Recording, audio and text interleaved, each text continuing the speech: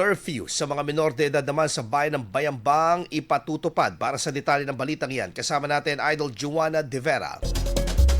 104.7 IFM Report.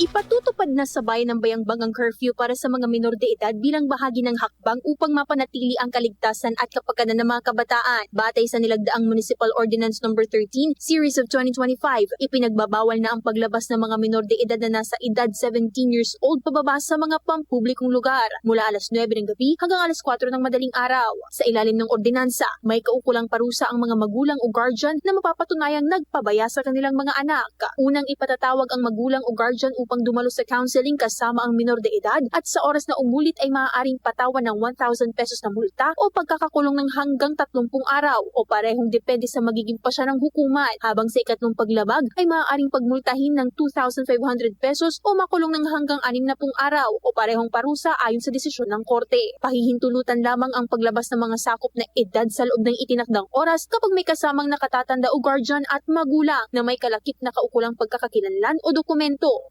Inaasahan na mapapanatili ang kaligtasan ng mga kabataan mula sa anumang panganib at mapangalagaan ng kanilang kapakanan mula sa mga masasamang impluwensya na kadalasang laganap tuwing gabi. Kasama mula rito sa IFM Dagupan, ito si Idol Joanna De Vera. Tatak IFM. IFM News. IFM News.